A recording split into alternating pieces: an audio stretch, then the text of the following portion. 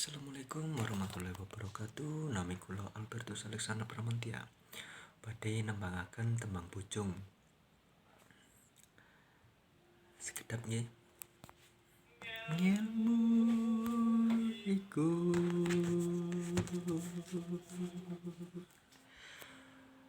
kalakone kanthi laku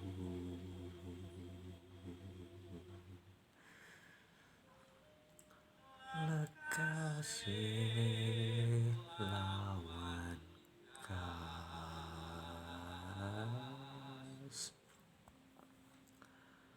tegese kas